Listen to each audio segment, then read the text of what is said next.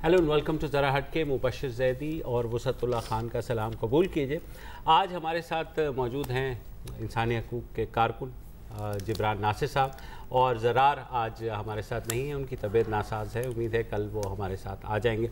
आज हम बात करेंगे गुज़िश्ता हफ्ते एक वाक़या होता है लाहौर के इलाके शादरा में, जहाँ पर एक शख्स है पतरस मसीह, उनको तौहीन मज़हब के नाम पर गिरफ़्तार किया जाता है और उन पर इल्ज़ाम यह है कि उन्होंने सोशल मीडिया पर कोई ऐसी पोस्ट शेयर की है या कोई ऐसा सफ़ा बनाया हुआ है जिसमें तौहीन मज़हब का वो मवाद शेयर करते हैं। उनको पकड़ लिया गया, पुलिस ने गिरफ़्तार किया। लोग जो थे तहरीक लब्बैक ने ये मुकदमा दर्ज कराया, पुलिस में परसू भी किया, बल्कि जब पुलिस ने रिमांड के लिए पतरस मसीह को लेके गई तो वहाँ पर उन पर तशद्दुद भी किया। खैर क्योंकि सोशल मीडिया का मामला था, वो चीज़ FIA साइबर क्राइम लाहौर के सुपुर्द कर दी गई। अब गुज़िश्ता जुमे को पतरस के जो तायाज़ाद भाई हैं जिनका नाम है साजिद मसीह, उनको बुलाया गया और उनसे तफ्तीश की गई और उन्हें कहा गया कि अपने मोबाइल का पासवर्ड दे दीजिए। तफ्तीश कुछ घंटे जारी रही। उसके बाद रात को ये ख़बर आती है कि साजिद मसीह ने FIA बिल्डिंग में चौथी मंजिल से छलांग लगा दी। वो ज़ख्मी भी हो गए और FIA का मौक़िफ़ ये है कि जनाब वो अपने फ़ोन का पासवर्ड नहीं दे रहे थे, और उसके बाद जब मांगा गया तो उन्होंने फ़ोन खिड़की से बाहर फेंका और उसके बाद ख़ुद भी खिड़की से लटक गए, और जिसके बाद वो साथ वाली छत पर जा गिरे और ज़ख्मी हो गए। उनकी दोनों टांगें फ्रैक्चर हुई हैं और उनका जबड़ा भी फ्रैक्चर हुआ है। मगर जब कहानी सामने आई, क्योंकि साजिद मसीह की एक वीडियो सामने आई जिसमें उन्होंने बताया कि असल वाक़या हुआ क्या था, तो पहले साजिद मसीह की ज़बानी सुन लीजिए। मुझे बुलाया रिपोर्टर, मुझे कहने लगा कल तुम्हारा ब्याज है, तुम्हारा मोबाइल चेक करता है। इसी बहाने मुझे वाटर में ले गए, तो जाकर मेरा मोबाइल भी चेक किया। उससे पहले मुझे मारना शुरू कर दिया।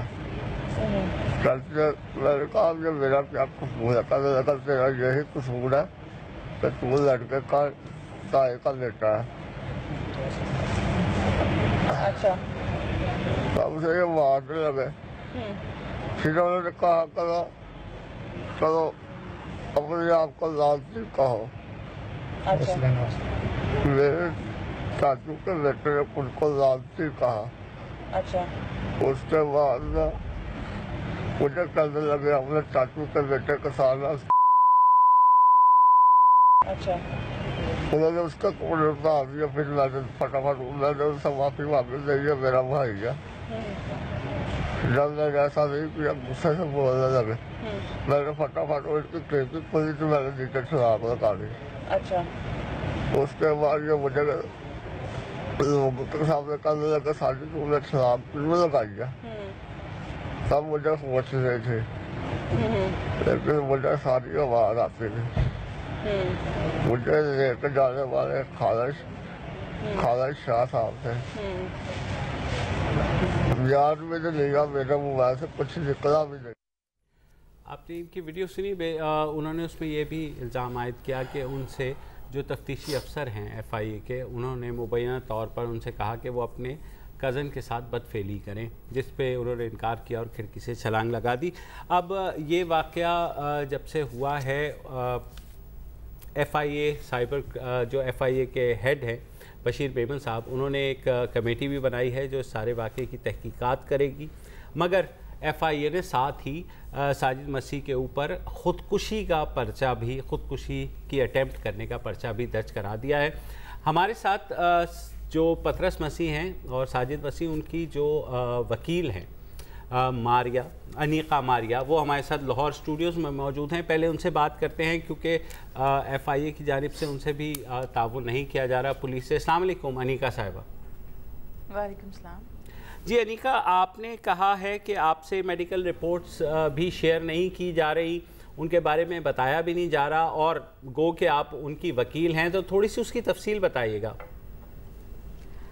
नहीं, it's not about medical report. मुझसे उसकी जो पतरस मसीह की जो इन्वेस्टिगेशन है उसके हवाले से, और उसके अलावा जो उसका रिमांड पेपर है उसके हवाले से कोई भी इंफॉर्मेशन जो है वो शेयर नहीं की जा रही।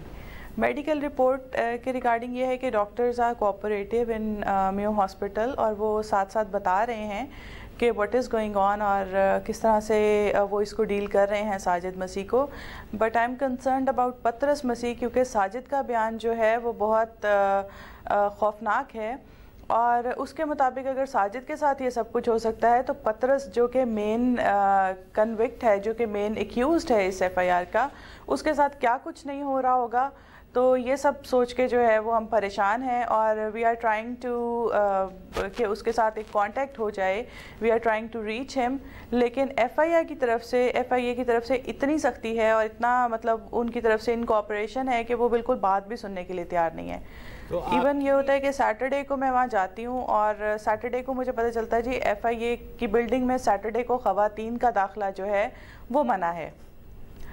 This doesn't make any sense, لیکن اسٹل مجھے وہاں پہ انٹر نہیں ہونے دیتے. آج جب میں جاتی ہوں تو آج کیسر شبیر صاحب جو ہیں ڈپٹی ڈائریکٹر ہیں ایف آئی اے کے، اور اس انویسٹیگیشن کو ہیڈ کر رہے ہیں، ان کے انڈر 3 آئی اوز ہیں جو کہ مل کے مطلب ان کی ایک ٹیم بنائی گئی ہے. وہ مجھ سے ملتے ہیں اور وہ مجھے کہتے ہیں جی ہم نے اس کو جوڈیشل کر دیا ہے. جبکہ میں سارا دن کورٹ میں رہتی ہوں، میں اس سے ریلیٹڈ ہر کورٹ کا ریمانڈ پیپرز جو ہیں وہ پچھلے پورے ہفتے کے چیک کرتی ہوں کہ اچھا ٹھیک ہے، یہ نہ کہیں کہ اچھا نہیں آپ نے ہفتے کا کیا تھا، ہم نے تو اس کو جمعے کو کر دیا. تو میں پورے ہفتے کے ریمانڈ پیپرز چیک کرتی ہوں، اور کسی پیپر میں اس کے جوڈیشل ہونے کی کوئی وہ مجھے جو ہے پروف نہیں ملتا. تو میں کیسر شبیر صاحب سے کہتی ہوں کہ سر مجھے آپ صرف ایک پیپر دکھا دیجئے جو آپ نے کورٹ میں پریزنٹ کیا ہے، جس کے تھرو آپ یہ کلیم کر رہے ہیں کہ یہ جو پطرس مسیح ہے اس کو جوڈیشل کر دیا گیا ہے، لیکن وہ ایسا کچھ بھی پرووائڈ نہیں کرتے. یہ مجھے بتائیے کہ یہ سارا واقعہ ہے کیا، کیونکہ خاصی اس پہ کنفیوژن ہے. کیا انہوں نے سوشل میڈیا کے اوپر کچھ ایسا شیئر کیا؟ کیا ہے یہ واقعہ؟ دیکھیں اس پہ رائٹ ناؤ جیسا کہ میں بتا رہی ہوں کہ پولیس نے یا پھر ایف آئی اے کے جو آفیشلز ہیں انہوں نے کسی قسم کا کوئی تعاون نہیں کیا، انہوں نے کسی قسم کی کوئی انفارمیشن نہیں دی. تو مجھے تو ابھی تک اس کی انویسٹیگیشن تو دور کی بات ہے، میں نے تو ابھی وہ امیجز بھی نہیں دیکھے جس کے سر پہ انہوں نے اس پہ 295C کا جو جرم ہے وہ عائد کیا ہے. آیا وہ بنتا بھی ہے یا نہیں، یا وہ اس کیٹیگری میں فال بھی کرتا ہے یا نہیں. There are number of questions which are remained unanswered, کیونکہ ایف آئی اے جو ہے پولیس کی طرف سے جو ہے وہ کوئی تعاون نہیں کیا جا رہا، اور وہ بالکل بھی بات سننے کو تیار نہیں ہے. وہ کوئی اپنے تفتیشی افسر ایون جو خالد سعید ہے جس پہ یہ سارا الزام آ رہا ہے یا جس کی یہ ساری حرکتیں ہیں، اس کو اتنا زیادہ ڈیفینڈ کرنے میں مصروف ہیں کہ وہ خالد سعید کو سامنے آنے ہی نہیں دیتے، اس کو ملنے ہی نہیں دیتے. خود سے سارے وہ کہتے ہیں جی آپ ہم پہ ٹرسٹ کریں، ہم نے اس کو جوڈیشل کر دیا. فائل تو کبھی وہ کہتے ہیں خالد سعید صاحب باہر گئے ہیں، پھر کہتے ہیں اچھا نہیں وہ فائل بھی ساتھ لے گئے ہیں، پھر کہتے ہیں اچھا نہیں فائل کسی اعلیٰ افسر کے پاس پڑی ہے. So these are the lame excuses جن کو سن کے جو ہے وہ ہم بس پریشان ہیں، اور کوئی راستہ جو ہے وہ ابھی فی الحال نظر نہیں آ رہا. میں یہ جاننا چاہوں گا کہ انہوں نے کہا ہے کہ جو ساجد مسیح ہے اس کی جو ہے میڈیکل لیگل اس کا ہوا ہے اور اس کے جسم پہ تشدد کے کوئی نشانات نہیں ہیں. تو یہ میڈیکل رپورٹ آپ نے دیکھی، آپ کی نظر سے گزری؟ نہیں، ایسا اس کا کوئی میڈیکل جو ہے وہ ہمارے علم میں نہیں ہے، نہ کسی نے اس کا میڈیکل کیا ہے. بلکہ وہ تو جب سے ساجد مسیح جس دن سے ہاسپٹل میں ہے، فرائیڈے نائٹ سے، اس دن سے وہ زندگی اور موت کے درمیان لڑ رہا ہے. اس سے اپنی زندگی کے لیے وہ لڑ رہا ہے، اور اس کو نہ کوئی ہوش ہے، اور نہ میرا خیال ہے کہ ڈاکٹرز نے اس چیز کو بادر کیا ہے کہ اس کا میڈیکل کروایا جائے یا اس کی جو رپورٹ ہے. اور پھر اس کو اتنی انجریز ہیں، 4th فلور سے اس نے جمپ کیا ہے. تو میرا نہیں خیال کہ انہوں نے کچھ ایسا پروسیس کیا ہے، نہ ہی اس کے بارے میں ہمیں کچھ علم ہے. وہ یہ بھی کہہ رہے ہیں کہ انہوں نے انویسٹیگیشن کے لیے کمیٹی بنا دی ہے، اور آج جو ہے ہاسپٹل میں اس کا بیان ریکارڈ کیا گیا ہے. آج نہیں جی، کل کیا گیا تھا. اور کل کوئی ایف آئی اے کے آفیسر تھے وہ آئے تھے، اور انہوں نے سید فرید شاہ صاحب کا نام آ رہا ہے، وہ آئے تھے، اور انہوں نے اس سے بیان لکھا ہوا تھا، اس پہ وہ انگوٹھا لگوانا چاہ رہے تھے. اور بیان میں یہ تھا کہ انہوں نے مجھے بلایا، انہوں نے مجھے ٹارچر کیا، اور میرے موبائل سے کچھ نکلا نہیں، تو اس وجہ سے انہوں نے مجھے ٹارچر کیا. بس اس حد تک اس کا بیان تھا. تو جو ہمارے وہاں پہ جو لوگ موجود تھے، دا وائس سوسائٹی کے نمائندے موجود تھے ہاسپٹل میں، انہوں نے وہ بیان مجھے فون پہ پڑھ کے سنایا، اینڈ تھینکس ٹو دیم کہ انہوں نے ان کو سائن نہیں کرنے دیے. اور اس بیان میں پھر میں نے ڈائریکٹ ان سے کہا کہ ان سے کہیں کہ بیچ میں اس کا پورا اسٹیٹمنٹ لکھیں، جو اس کا سیکشل ابیوز ہوا ہے یا جس کے لیے اس کو کمپیل کیا جا رہا تھا اس کو بھی بیچ میں مینشن کریں. جو اس کا اسٹیٹمنٹ ہے ایٹ لیسٹ وہ تو لکھیں جو اس نے اپنے منہ سے دیا ہے. آپ کیا یہ کہہ رہی ہیں کہ بیان پہلے سے تیار شدہ تھا جس پہ انگوٹھا لگوا رہے تھے؟ آپ یہ کہہ رہی ہیں کیا؟ بالکل ایسے ہی تھا. بہرحال انویسٹیگیشن شروع ہوئی ہیں. انیکا، ان کے اوپر ساجد مسیح کے اوپر انویسٹیگیشن کھلنے سے پہلے جو ایک پرچہ کیا گیا کہ انہوں نے خودکشی کی کوشش کی، کیا اس پرچے کے حوالے سے ساجد کا کوئی بیان پہلے پولیس نے لیا تھا یا کسی کاغذ پہ کوئی انگوٹھے کا نشان یا کچھ ایسی بات بھی سننے میں آ رہی لیا گیا تھا؟ نہیں جی، اس پہ جو ایف آئی آر دی گئی ہے خودکشی کے لیے، وہ تو ود ان این آور جو اس نے وہاں سے جمپ کیا اور جب اس کو ہاسپٹل لے کے گئے ہیں تو وہ ود ان سیم ٹائم جو ہے وہ ایف آئی آر رجسٹرڈ کی گئی ہے. تو اس میں تو اس کا کوئی بیان نہیں. وہ تو مطلب اس وقت اگر اس کو کوئی دیکھتا تو وہ یہی سمجھتا کہ شاید یہ پتہ نہیں 1 گھنٹہ زندہ رہے گا یا آدھا گھنٹہ زندہ رہے گا، جتنی کرٹیکل اس کی کنڈیشن تھی. تو اس میں اندر میں انہوں نے کوئی انگوٹھا لگوایا ہو اس کے ساتھ، مرتے ہوئے آدمی کے ساتھ، تو مجھے نہیں پتا، لیکن ایسا کچھ بھی نہیں ہوا. تو آگے اب آپ کا کیا لائے عمل ہے، اگر ان شارٹ آپ فائنلی بتا سکیں ہمیں کہ کیا کریں گی آپ؟ دیکھیں اس میں ہمارے پاس تو لیگل ویز ہی ہیں جو ہم لیگل ریمیڈیز ہیں، لیگل ویز ہیں جو ہم اپنائیں گے، اور ہوپ فلی ہم کل کورٹ میں اس کے لیے پٹیشن ایک موو کریں گے کہ جو ان کا ایف آئی اے کا کنڈکٹ ہے ہمارے ساتھ اور جو یہ ہمیں اس تک ایکسیس نہیں دے رہے، تو سب سے پہلے تو ایک اپلیکیشن بنتی ہے کورٹ میں کہ ہم ان کو بتائیں کہ بھائی ہمیں ہمارے کلائنٹ تک ایکسیس نہیں ہے، پطرس مسیح کے بارے میں ہم جاننا چاہتے ہیں، ہم اس سے ملنا چاہتے ہیں، اس کو دیکھنا چاہتے ہیں، اس کا کیس ہم کرنے والے ہیں کورٹ میں پرسو، تو ہمیں کم از کم اس تک ایکسیس دی جائے. ہمیں بھی ریئل فیکٹس کا پتہ لگنا چاہیے، بجائے اس کے کہ ایف آئی اے اپنی رپورٹ میں کچھ بھی لکھ کے، اسے کچھ بھی ٹارچر کروا کر کے، اسے کچھ بھی لکھوا کے، انگوٹھے لگوا کے، تو رپورٹ جو ہے وہ اینڈ میں کورٹ میں پیش کر دی جائے. اور دوسری بات یہ ہے کہ خالد سعید جو ہے وہ کیونکہ کافی زیادہ انڈر کویسچن ہے، تو اس کی انویسٹیگیشن پہ ہمیں بالکل بھی ٹرسٹ نہیں ہے، تو we'll definitely go for the change of investigation. ٹھیک ہے، بہت شکریہ انیکا ہمارے ساتھ بات کرنے کا. میرے خیال میں ایک وقفہ لے لیتے ہیں وہ صاحب، تاکہ اس کے بعد دوبارہ آئیں، کیونکہ اس واقعے کے خلاف آج مختلف شہروں میں مظاہرے بھی ہوئے ہیں اور اس پر بھی بات کریں گے. اور یہ جو بڑھتا ہوا ایک ٹرینڈ ہے کہ توہین مذہب کے واقعات کی رجسٹریشن جس طرح سے کیسز کی بڑھ رہی ہے، اس پر بھی ایک بات کریں گے چھوٹی سی بریک کے بعد.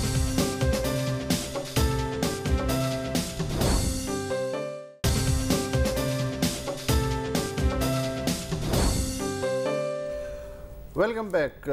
پطرس مسیح اور اس کے تایازاد بھائی ساجد مسیح ایف آئی اے کی تحویل میں ہیں اور گستاخانہ مواد شیئر کرنے کا الزام ہے. اسی ظاہر بات ہو رہی ہے. ابھی ان کی جو وکیل تھیں انیکا ماریا، ان سے گفتگو آپ نے سنی.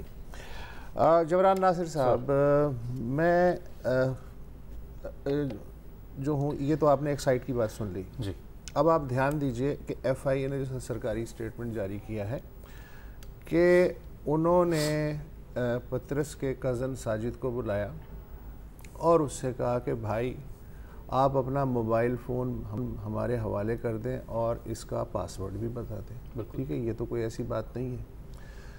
تو مجھے یہ بتائیے کہ کیا جو سائبر کرائم ایکٹ ہے اس کے تحت جو بہت ہی سنگین وارداتیں ہوتی ہیں جس میں ریئل ٹائم کی بہت اہمیت ہوتی ہے، اس میں تو ایمرجنسی میں سب کچھ جائز ہے، لیکن اس طرح کے کیس میں کیا پاسورڈ پابند ہوتا ہے ملزم کہ وہ دے؟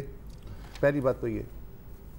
سر، جب آپ انویسٹیگیشن کر رہے ہیں اور انویسٹیگیشن میں اگر آپ کا کہتے ہیں آپ کا ریکارڈ ضروری ہے، آپ کی گواہی ضروری ہے، اور خاص طور پہ اگر کوئی ایسا لنک بتایا جا رہا ہے کہ کنٹینٹ یہاں سے شیئر ہوا تھا، چونکہ پطرس کے ہمارے پاس ایکسیس نہیں ہے، ساجد کا نام، کئی رشتہ دار ہوں گے پطرس کا، ساجد کا نام ہی کیوں سامنے آیا، ساجد کا نام کس نے لیا، یہ جاننا ہمارے لیے ضروری ہے. وہ تبھی ممکن ہوتا اگر پطرس تک ایکسیس ہوتی اس کے وکیل کی. تو اب اگر کچھ ایسا بیان ایف آئی اے کے سامنے آیا کہ ایف آئی اے چاہتا ہے کہ جی ہمیں آپ کا فیس بک یا آپ کا موبائل ڈیٹا یا آپ کا واٹس ایپ چیک کرنا ہے، تو آف کورس انویسٹیگیشن کنکلوڈ کرنے کے لیے وہ اس کا موبائل بھی لے سکتے ہیں، تحویل کے اندر لے سکتے ہیں، اس کا پاسورڈ بھی مانگ سکتے ہیں. اچھا ٹھیک ہے، فرض کریں کہ میں موبائل فون باہر پھینک دیتا ہوں جی، اور FIA کیا اس وقت بے بس ہو جائے گی, لاچار ہو جائے گی, یا موبائل فون میرے پھینکنے اور کرچی کرنے کے باوجود وہ میرا جو موبائل فون کا ریکارڈ ہے اس تک ایکسیس کر کے اس کا فورینزک چھان بین کر سکتی ہے؟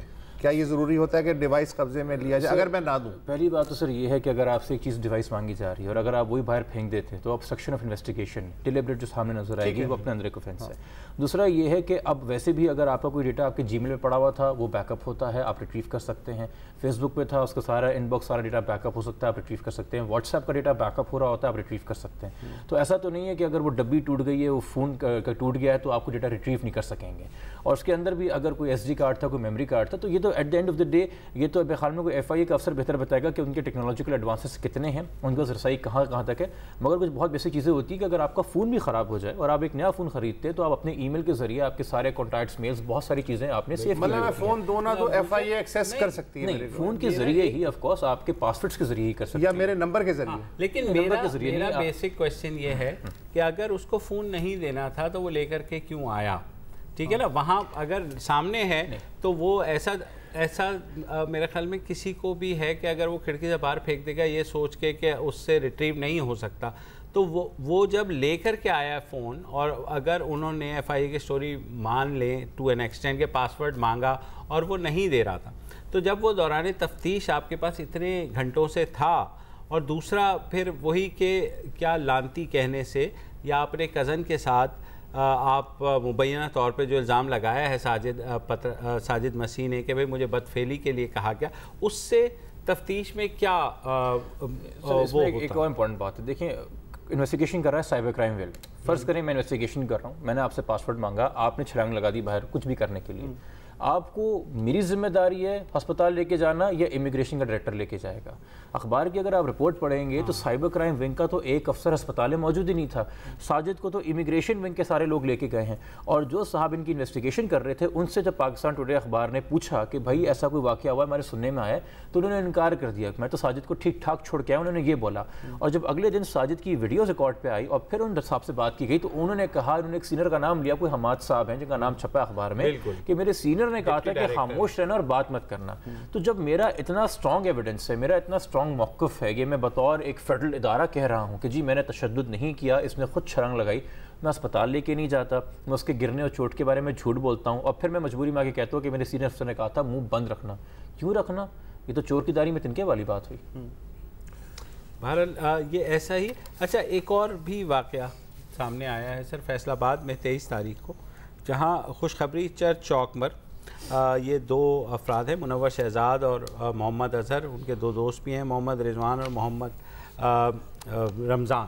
یہ ان کا تعلق بھی تحریک لبیک سے ہی ہے, اور انہوں نے کہا ہے خوشخبری چرچ چوک بیسیکلی مسیحیوں کا علاقہ ہے فیصل آباد میں, یہاں زیادہ تر مکان مسیحیوں کے, وہاں پہ ان کی ایک دکان ہے, اور ان کے مطابق یہ اپنی دکان کے اندر رات 9 بجے نعتیں سن رہے تھے اور سامنے دیوار پر تحریک لبیک یا رسول اللہ لکھ رہے تھے. تو انہوں نے یہ کہا کہ وہاں پر کچھ لوگ آئے جو کہ مسیحی تھے, اور انہوں نے ان کو روکنے کی کوشش کی, اور جب نہیں رکے اور تو ان میں ہاتھا پائی ہوئی اور ان کو ڈنڈوں سے مارا گیا. اور انہوں نے کہا کہ جب انہوں نے دیوار پر لکھنے سے منع کیا تو اس سے مسلمانوں کے جذبات مجروح ہوئے ہیں, اور ہم نے اصرار کیا ہے کہ ہم لکھیں گے. انہوں نے زبردستی روکنے کی کوشش کی, بات یہاں ختم ہو گئی. پھر یہ کہا, انہیں ہم دکان بند کر کے گھر جا رہے تھے 10 بجے کے قریب, تو انہی مسیحی لوگوں نے روکا انہیں, ان کے اوپر فائر کیا, جس میں جو محمد اظہر ہے ان کے سینے پر ایک گولی لگی, ایک جبڑے پر لگی, محمد رمضان کی ٹانگ پر گولی لگی. تو ان ملزمان کے خلاف اب توہین مذہب, دہشت گردی اور ارادہ قتل کا پرچہ درج ہو گیا ہے, اور خاصی جو ہے وہاں پر بھی یہ بات ہو رہی ہے. ابھی اپڈیٹس کا وقت ہوا ہے, اور اپڈیٹس کے بعد جب ہم آئیں گے تو نہ صرف اس کیس پر بھی بات کریں گے بلکہ پورا جو ٹرینڈ چلا ہے اس پر بھی بات کریں گے.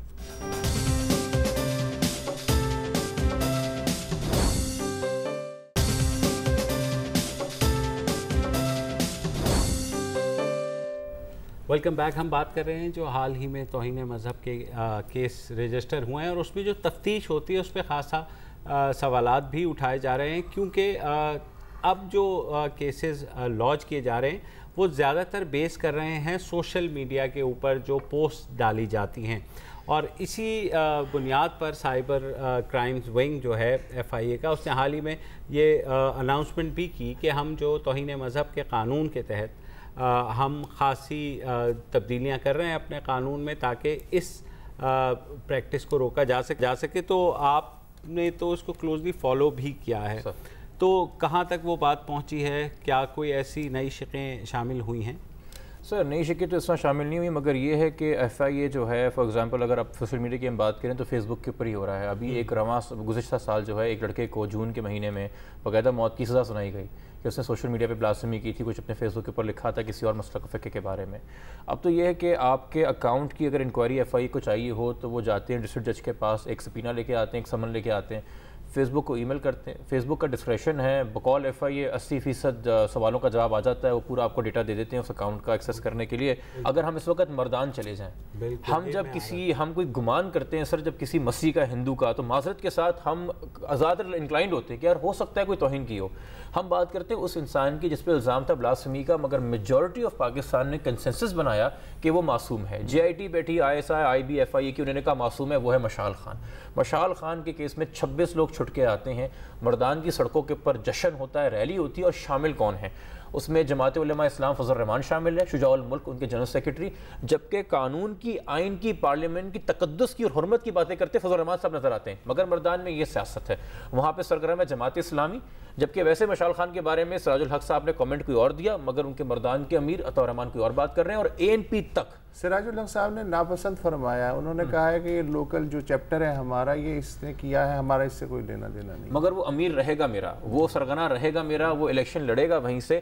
اور ANP سر ہماری ہے سرخ کا کہتے ہیں جماعت سے آپ کہہ لیں، لیفٹ بازو کی جماعت سے آپ کہہ لیں، سیکولر آپ سے جماعت کہہ لیں، کیا اس پورے مشال خان کے کیس کے بعد کوئی سیلف ریفلیکشن آئی ہے کہ مشال خان کو مارنے میں اس کنسپریسی میں PSF لڑکے شامل تھے؟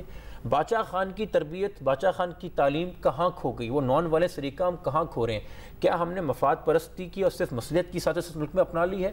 اور جب میں مفاد پرستی اور مصلحت کی بات کروں تو یہ گزشتہ ہفتے دوبارہ سے جو قوم کو یاد دلایا جا رہا ہے کہ جی وہ ختم نبوت کے قانون کے اندر جو اوتھ کے اندر چینج ہوا، عمران خان صاحب نے تقریر کی، ہر کوئی الیکشن کے اندر جو حربہ استعمال ہو سکے، اور مذہب آسان ترین حربہ ہے۔ اسلام آباد ہائی کورٹ کے جو جج ہیں، ہاں میں وہیں پہ جسٹس شوکت عزیز، انہوں نے ان کے سامنے ابھی پچھلے دنوں وزارت داخلہ نے ایک مسودہ قانون پیش کیا تھا کہ جس میں جھوٹا الزام لگانے والے کے لیے بھی وہی سزا تجویز کی گئی جو کہ توہین مذہب کے مرتکب مجرم کو ملنی چاہیے۔ تو آپ کے خیال میں کیا اب پارلیمنٹ اسلام آباد ہائی کورٹ کے سہارے اس قانون کو میں یہ چیپٹر شامل کر پائے گی؟ سر اس کے بارے میں تو بہت سے علماء یہ بات کر چکے ہیں کہ جی اس کو اتنی سزا دینی چاہیے، چونکہ جو جھوٹا الزام لگا رہا تھا بلاسفیمی کا، وہ امیجن نہیں کر رہا تھا، وہ خود سے فیبریکیٹ کر رہا تھا، وہ ساری توہین ماضی باتیں فیبریکیٹ کر رہا تھا، یعنی کہ وہ بلاسفیمی کہیں نہ کہیں کر رہا تھا۔ مگر جب ہم پارلیمنٹ کی بات کرتے تو میرے خیال میں کہنا چاہوں گا آپ کی آڈینس کے لیے بھی، اور یہ تاریخ کا حصہ اپنے سے میں کچھ بیان نہیں کر رہا، ہم ادھر 1986 میں واپس چلے جائیں اور دیکھ لیں کہ 9 جولائی کو پاکستان کی پارلیمنٹ نے بلاسفیمی میں موت کی سزا انٹروڈیوس کیسے کرائی تھی۔ جن ریلیجس ٹیکسٹ کے اوپر جن کے نام ہیں الصارم المسلول، فتویٰ شامی، الہدایہ، سیف المسلول، مختصر الطحاوی اور فتویٰ عالمگیری، جن کے سہارے پہ کہا کہ جی اجماع ہے کہ سزائے موت ہونی چاہیے غیر مسلم کے لیے اگر بلاسفیمی کرے، تو کوئی جا کے کسی عالم سے پوچھے کہ ذرا کھول کے دیکھو یہ کتابیں کہاں لکھا ہے کہ اجماع اس بارے میں۔ تو پارلیمنٹ پہلے یہ تو دیکھے کہ پہلے کیا بیوقوف بنتے رہے اور اب کیا بناتے رہے ہیں ہمیں۔ ہاں لیکن دیکھیں ابھی تو یہ تو بات کی بات ہے نا، یہاں تو ان کیسز میں تو الزام ہی ثبوت ہے جی، اس حد تک وہ ہو گیا ہے کہ آپ نے الزام لگا دیا، پر اس سے آگے نہ کراؤڈ دیکھتا ہے بدقسمتی سے کہ جناب کیا ہوا ہے، وہ تو اسی وقت جیسے ابھی یہ پترس کے کیس میں بھی ہوا، تھانے پہ حملہ کر دیا پولیس، ایسے واقعات ہوئے ہیں کہ وہ نکال کر لے کے گئے، بالکل۔ اور کیا سر وہ تو ہمارے یہاں ایک معمول ہے، مگر میں اس کی جڑ ایک اور چیز دیکھتا ہوں سر، 2 چیزیں ہیں جہاں پہ مجھے لگتا ہے کہ آپ اس کو ٹاکسک میسکولینٹی کہہ لیں، ہماری سائیکی کہہ لیں، جس میں غیرت کا بڑا مسئلہ بنتا ہے، توہین مذہب اور جو ہمارے ویسے آنر کلنگ ہوتی ہے۔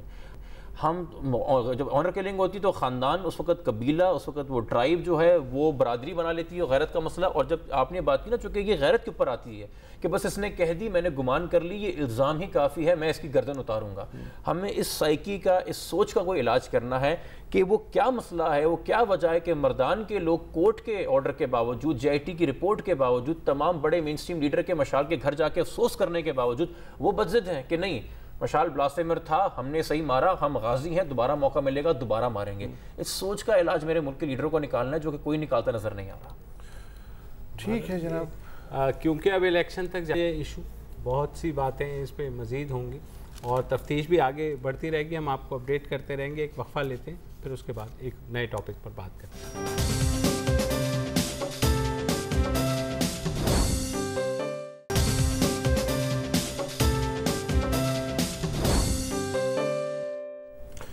Welcome back.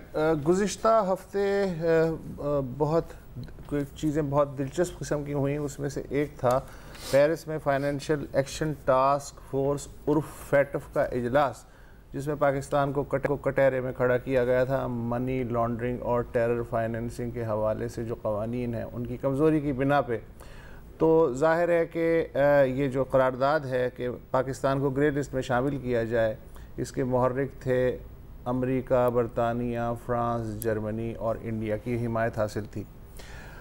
پھر جب اجلاس ہوا تو اس کے بعد پاکستان کے جو اہلکار ہیں انہوں نے ایک دوسرے کو مبارکبادیں دینی شروع کی. جی مبارک ہو خطرہ ٹل گیا ہے اب ہم گرے لسٹ میں نہیں ہیں. جو ویب سائٹ پہ لسٹ لگی ہے اس میں پاکستان کا نام نہیں ہے بلا بلا بلا. خواجہ آصف صاحب نے جی وہی تو. اور اب بلی ظاہر ہے کہ تھیلے سے باہر 2-3 دن لگے لیکن نکل آئی.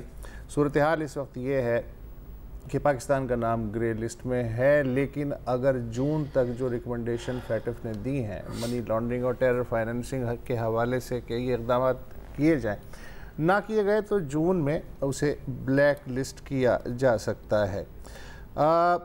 مجھے ایک بات سمجھ میں نہیں آ رہی کہ اس وقت چین سعودی عرب اور ترکی کا نام بار بار ہے. خواجہ آصف نے ترکی کا شکریہ بھی ادا کیا ہے. احسن اقبال نے کیا شکریہ ادا کیا ہے. خواجہ آصف نے بھی کہا کہ یہ واحد مرد کا بچہ ہے. کوئی اس طرح کی بات تھی. اچھا چین جو ہے یہ بات سمجھ میں نہیں آ رہی کہ اگر ہمالیہ سے بلند اور سمندروں سے گہری دوستی ہے اور وہ اقوام متحدہ کی سلامتی کونسل میں مولانا مسعود اظہر پہ جو بار لگنے والا ہے اس کی راہ میں مزاحم ہے تو فیٹف تو ظاہر ہے کہ جمعہ 8 دن کی بات ہے. وہاں چین نے کیوں سٹینڈ نہیں لیا اور وہ پیچھے کیوں ہٹ گیا؟ دوسرا یہ ہے کہ سعودی عرب تو ہمارا ظاہر ہے کہ ایک روحانی ثقافتی دوست ہے اور ہمیشہ سے ہے. جی ہم نے دستے بھی بھیجے. اس کو کیا ایسا آخری وقت میں لالی پاپ دیا گیا کہ وہ بھی پاکستان کی حمایت سے پیچھے ہٹ گیا؟ سر جو لالی پاپ جو سٹوری آئی ہے وہ یہ آئی ہے کہ پہلی میٹنگ میں یہی ہوا کہ ان 3 ممالک نے ہمارے حق میں بات کی تو امریکہ نے کہا کہ ٹھہر جاؤ ایک اور میٹنگ کر لیتے ہیں 22 تاریخ کو. اور وہ دوبارہ میٹنگ ہوئی اس میں پھر کچھ ایسا بدلے ہیں. چین نے بھی ہمارے پاس سے ہٹ گیا اور سعودی عرب بھی ہٹ گیا. سعودی عرب جو ہے وہ اس کو آبزرور سٹیٹس تھا تو ان کو یہ کہا گیا کہ جناب اگر آپ ابھی وہ کرتے ہیں کیونکہ ہم 3 مہینے پاکستان کو دے رہے ہیں کہ وہ اقدامات کرے تو ہم آپ کو ممبرشپ آفر کر دیں گے پراپر اگر آپ اگر ہٹ جائیں. انہوں نے کہا جی بالکل ٹھیک ہے. وہ ہٹ گئے. چین جو ہے وہ اس کی vice presidency of this forum ان کو مل گئی ہے اور آگے جا کر کے وہ پریزیڈنٹ بھی بنیں گے ظاہر ہے اس فورم کے. تو ان کو بھی یہ کہا گیا اور جو ڈان کی سٹوری اس میں یہ بھی لکھا گیا کہ چین نے پاکستان کو یہ مطلع کیا کہ جناب آپ نے تو بعد میں یہ چیز آپ کے گلے پڑے گی ہی کیونکہ مین مسئلہ ہی حافظ سعید صاحب کا ہے اور جماعت الدعویٰ کا ہے. اس بارے میں کہا جا رہا ہے کہ ابھی بھی جو ہے اور میں عامر رانا کو سن رہا تھا جو ریسرچر بھی ہیں بہت اور لکھتے بھی ہیں ڈان میں. انہوں نے یہ کہا کہ یہ اس بنیاد پہ ہو کہ پاکستان سے بہت سی ایسٹ ایشین کنٹریز میں جو ٹرانزیکشنز کی گئی ہیں جماعت الدعویٰ نے چاہے وہ برما ہو جائے یا انڈونیشیا کے تھرو ہو جائے تو وہاں سے بھی کمپلینٹس آئی ہیں. تو انہوں نے اسپیسیفکلی یہ چیزیں پاکستان کے سامنے رکھی. پاکستان نے یہ ضرور کیا کہ تمام جماعت الدعویٰ کے جو ایسٹس ہیں ان کو اپنے تحویل میں لے لیا ہے مگر ابھی تک جو ہے شیڈول 1 میں نہیں ڈالا. हाँ, लेकिन उसके बावजूद दिल नहीं पसीजा फैटफ वालों का और उन्होंने उन्हें ग्रे लिस्ट में डाल दिया है। ये क्यों मिफ्ता इस्माइल साहब को मैं सुन रहा था जो कि डिफेक्टो फॉरेन मिनिस्टर है, वो ये कह रहे हैं कि अब ये तो एक सियासी फैसला है फैटफ का और कुछ मुल्क तय करके आए थे कि पाकिस्तान को डालना है। हालांकि वो जाने से इस इजलास से एक दिन पहले मेरी बात हुई थी, उन्होंने कहा था 90% चांस है कि बच गए ना। अच्छा, मिफ्ता इस्माइल साहब की ये जो बात है मैं इसको पकड़ लेता हूँ कि ये सियासी फैसला है जिसका मकसद जो है पाकिस्तान को नीचा दिखाना है, हालांकि पाकिस्तान इक़दामात तसल्ली बख्श कर रहा है। चले, अमेरिका को ये बात समझ में नहीं आ सकती, उसकी आंखों पे पट्टी बंधी हुई है, इंडिया तो है ही हमारा दुश्मन। ये जो सियासी तौर पे पाकिस्तान को नीचा दिखाने की कोशिश है फैटफ में, ये बात चीन को क्यों नहीं समझ में आई? सर सऊदी अरब को क्यों नहीं समझ में आ रही? हमारा जो नया दोस्त है रूस, उसकी समझ में क्यों नहीं आ रही है बात? सर मैं मिफ्ता साहब की इस बात पर बड़ा हैरान हूँ कि वो ये शिकवा कर रहे हैं कि बैनुल अक़वामी सियासत में सियासी फैसला किया गया। बैनुल अक़वामी सियासत में सियासी फैसले किए जाते हैं। आप कम्युनिज्म के ख़िलाफ़ जंग देख लीजिए, आप कोल्ड वॉर पूरी देख लीजिए, आप वॉर ऑन टेरर देख लीजिए, आप इराक़ के ऊपर इन्वेजन देख लीजिए, सब प्रोपेगेंडे पे मबनी थी, सबके आगे इंटरेस्ट होते हैं और ये इंटरनेशनल फोरम्स अलग अलग चीज़ों के लिए तैयार होते हैं। ऐसा तो नहीं था कि इनसे एक मैथ्स का पर्चा लिया गया, इन्होंने 10 में से 10 नंबर लिए थे मगर इनको कह दिया गया कि नहीं हम तुम्हें फेल करेंगे। दूसरी बात सर, हमने जानबूझ के, अब तो मैं जानबूझ के कहूँगा, गलती से नहीं कहूँगा, हमने कुछ मिलिटेंट ग्रुप्स को, और मैं उनको मिलिटेंट ही कहूँगा क्योंकि पूरी दुनिया उनको मिलिटेंट कहती है और हमें दुनिया के साथ रहना है। Pakistan has to exist in the community of Nations. हम अलग अलग जजीरे में नहीं रह सकते।